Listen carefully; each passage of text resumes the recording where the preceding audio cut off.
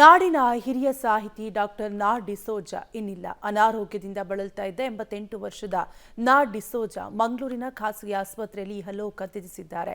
ನಾ ಡಿಸೋಜ ಅವರು ಪತ್ನಿ, ಇಬ್ಬರು ಪುತ್ರರು, ಓರ್ವ ಪುತ್ರಿಯನ್ನ ಅಗಲಿದ್ದಾರೆ. ಕತೆ, ಕಾದಂಬರಿ, ನಾಟಕ ಲೇಖಕರಾಗಿ ಹೆಸರು ಪಡೆದಿದ್ದ ನಾ ಡಿಸೋಜ ಅಗಲಿಕೆಗೆ ಕನ್ನಡ ನಾಡು ಕಂಬನಿ ಮಿಡಿದಿದೆ. ಮಂಗಳೂರಿನಲ್ಲಿ ಇಂದು 3 ಗಂಟೆಗೆ ಡಿಸೋಜ ಅವರ ಪಾರ್ಥಿವ ಶರೀರ ತಲುಪಲಿದೆ. ಸಾಗರದ ನಗರಸಭೆ ಆವರಣದಲ್ಲಿ ಇರುವ ಗಾಂಧಿ ಮೈದಾನದಲ್ಲಿ ಪಾರ್ಥಿವ ಶರೀರದ ಅಂತಿಮ ದರ್ಶನಕ್ಕೆ ವ್ಯವಸ್ಥೆಯನ್ನ ಮಾಡಲಾಗುತ್ತದೆ.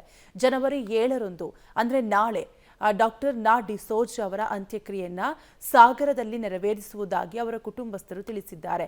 ಕಳೆದ 6 ದಶಕಗಳಲ್ಲಿ 77 ಕಾದಂಬರಿ, 600ಕ್ಕೂ ಹೆಚ್ಚು ಕತೆ, ಸಾವಿರಾರು ಲೇಖನಗಳನ್ನ ನಾ ಡಿಸೋಜ ಬರೆದಿದ್ದಾರೆ. ಡಿಸೋಜ ಅವರ ದ್ವೀಪ, ಮುಳುಗಡೆ, ಕಾಡಿನ ಬೆಂಕಿ, ಬಳುವಳಿ, ಬೆಟ್ಟದಪುರದ ದಿಟ್ಟ ಮಕ್ಕಳು, ಅಂತರ್ಯ ಕೃತಿಗಳು ಚಲನಚಿತ್ರವಾಗಿವೆ. ಪಂಪ, ಕೇಂದ್ರ ಸಾಹಿತ್ಯ ಅಕಾಡೆಮಿ ಸೇರಿ ನಾ ಡಿಸೋಜ ಹಲವು ಪ್ರಶಸ್ತಿಗಳಿಗೆ ಭಾಜನರಾಗಿದ್ದರು. 2014ರಲ್ಲಿ ಕೊಡಗಿನಲ್ಲಿ ನಡೆದ ಕನ್ನಡ ಸಾಹಿತ್ಯ ಸಮ್ಮೇಳನದ ಅಧ್ಯಕ್ಷತೆಯನ್ನ ನಾ ಡಿಸೋಜ ವಹಿಸಿದ್ರು. ಇನ್ನು ಡಾಕ್ಟರ್ ನಾ ಡಿಸೋಜ ಅವರಿಗೆ ಈ ಸಂತಾಪವನ್ನು ಕೂಡ ಸೂಚಿಸಿದ್ದಾರೆ. ಬಿಎಸ್ ಯಡಿಯೂರಪ್ಪನವರಾಗಿರ್ಬೋದು, ಸಿಎಂ ಸಿದ್ದರಾಮಯ್ಯನವರಾಗಿರ್ಬೋದು, ಹೀಗೆ ಹಲವಾರು ರಾಜಕಾರಣಿಗಳು ಟ್ವೀಟ್ ಮಾಡುವ ಮೂಲಕ ಸಂತಾಪವನ್ನು ಸೂಚಿಸಿದ್ದಾರೆ.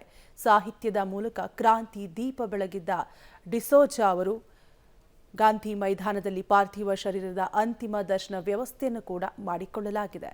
ನಾ ಡಿಸೋಜ ಅವರು ಪಾದಮೂಲ ಹಾಸ್ಪಿಟಲಲ್ಲಿ ನಿಧನರಾಗಿದ್ದಾರೆ. ಅವರ ಪಾರ್ಥಿವ ಶರೀರವನ್ನು ನಾವು ಮಧ್ಯಾಹ್ನ ಸಾಗರದ ನಮ್ಮ ಸ್ವಗ್ರಹದಲ್ಲಿ ಸಾರ್ವಜನಿಕರ ವೀಕ್ಷಣೆಗೆ ಇಡುವಂಥ ವ್ಯವಸ್ಥೆಯನ್ನು ಮಾಡ್ತಾ ಇದ್ದೀವಿ. ಟೌನ್ ಹಾಲ್ ಇಲ್ಲ ಅಂದರೆ ನೆಹರು ಮೈದಾನದಲ್ಲಿ ಅದು ನಮ್ಮ ಕುಟುಂಬದ ಒಂದು ಸಲಹೆ ಮೇರೆಗೆ ನಾವು ಪಾರ್ಥಿವ ಶರೀರವನ್ನು ದರ್ಶನಕ್ಕೆ ಎಲ್ಲಿ ಇಡೋದು ಅನ್ನೋದನ್ನು ನಾವು ಡಿಸೈಡ್ ಮಾಡಬೇಕಾಗಿದೆ. ಹಾಗೆಯೇ ಮಂಗಳವಾರ ಸಂಜೆ ಚರ್ಚ್ನಲ್ಲಿ ಅವರ ಅಂತ್ಯಕ್ರಿಯೆಯನ್ನು ಮಾಡುವ ಸಾಧ್ಯತೆ ಎಲ್ಲರೂ ಸಹಕರಿಸಬೇಕು. ನಾಡಿನ ಹೆಸರಾಂತ ಸಾಹಿತಿಗಳಾಗಿರುವಂತಹ ನಾ ಡಿಸೋಜ ಅವರು ಅನಾರೋಗ್ಯ ಕಾರಣ ಅವರು ನಿಧನರಾಗಿದ್ದಾರೆ. ಮಧ್ಯಾಹ್ನ 4 ಗಂಟೆಗೆ ಸಾಗರಕ್ಕೆ ಬರುತ್ತೆ. ಅದಾದ ನಂತರ ಮಂಗಳವಾರ ಬೆಳಿಗ್ಗೆ 10 ಗಂಟೆಯಿಂದ ಸಂಜೆ ಮಧ್ಯಾಹ್ನ 3 ಗಂಟೆವರೆಗೆ ಸಾಗರದ ಗಾಂಧಿ ಮೈದಾನದಲ್ಲಿ ಸಾರ್ವಜನಿಕವಾಗಿ ಪಾರ್ಥಿವ ಶರೀರವನ್ನು ದರ್ಶನ ಮಾಡಲಿಕ್ಕೆ ವ್ಯವಸ್ಥೆಯನ್ನು ಮಾಡಲಾಗಿದೆ. ಮಾನ್ಯ ಶಾಸಕರಲ್ಲಿ ಈಗಾಗಲೇ ವಿನಂತಿ ಮಾಡಿಕೊಳ್ಳಲಾಗಿದೆ. ಅವರಿಗಾಗಲೇ ತಾಲೂಕು ಆಡಳಿತಕ್ಕೆ ಎಲ್ಲಾ ಮಾಹಿತಿಯನ್ನು ಈಗಾಗಲೇ ತಿಳಿಸ್ತೀನಿ ಅನ್ನುವ ಸಂದೇಶವನ್ನು ಈಗಾಗಲೇ ನೀಡಿದ್ದಾರೆ. ಹಾಗಾಗಿ ಕನ್ನಡ ಸಾಹಿತ್ಯ ಪರಿಷತ್ತು, ತಾಲೂಕು ಆಡಳಿತ ಹಾಗೂ ವಿವಿಧ ಸಂಘಟನೆಗಳ ಇದರಲ್ಲಿ ಮಾರ್ಗದರ್ಶನದಲ್ಲಿ ಮಂಗಳವಾರ ವ್ಯವಸ್ಥೆಯನ್ನು ಮಾಡಲಾಗ್ತಾ ಇದೆ. ದಯಮಾಡಿ ಎಲ್ಲರೂ ಅಭಿಮಾನಿಗಳು, ಸಾರ್ವಜನಿಕರು ಹೆಚ್ಚಿನ ಸಂಖ್ಯೆಯಲ್ಲಿ ಮಂಗಳವಾರ ಬೆಳಿಗ್ಗೆ ಗಾಂಧಿ ಮೈದಾನಕ್ಕೆ ಅವರ ದರ್ಶನ ಪಡೆಯಲಿಕ್ಕೆ ಅವಕಾಶವನ್ನು ಮಾಡಿಕೊಡಲಾಗಿದೆ.